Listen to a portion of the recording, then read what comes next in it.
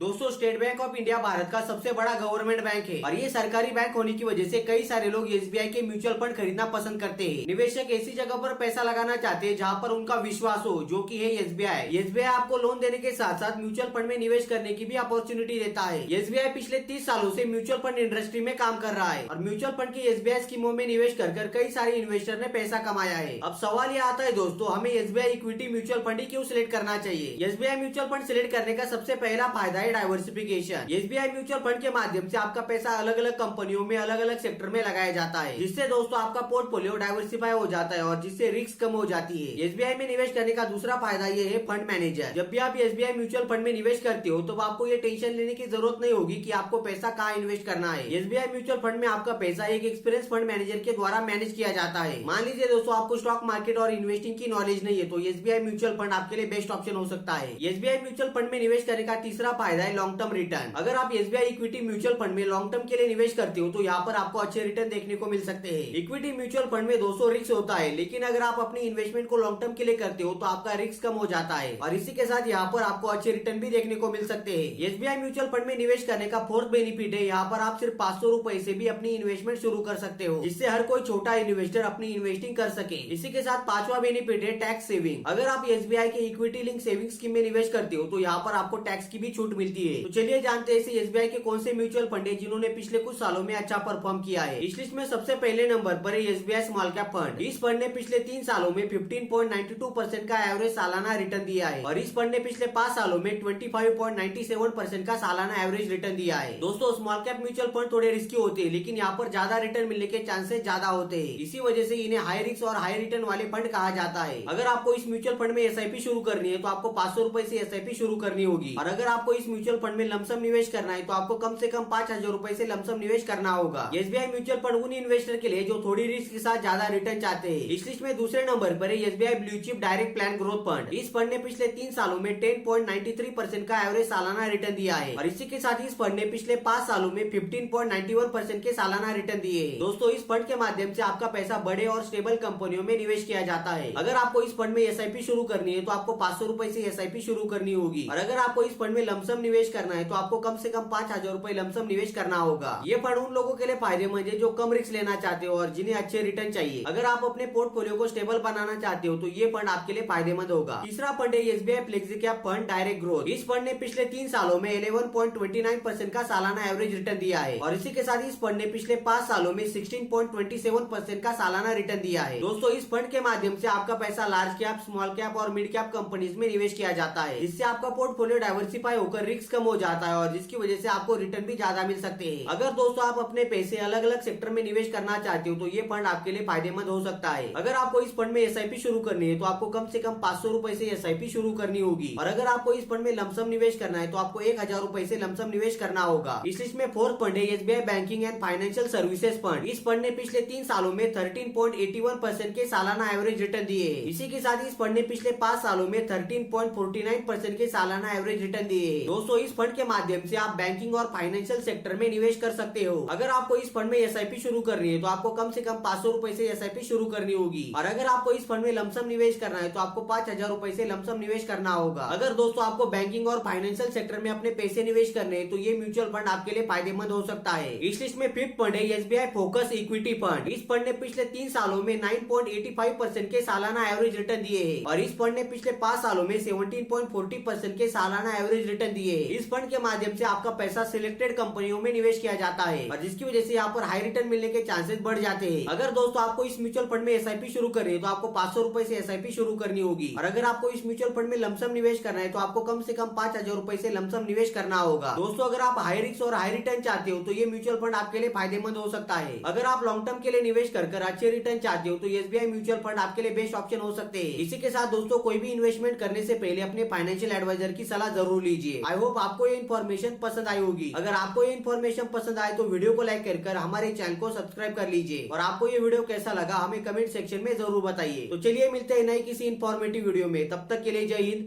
Vande Mataram.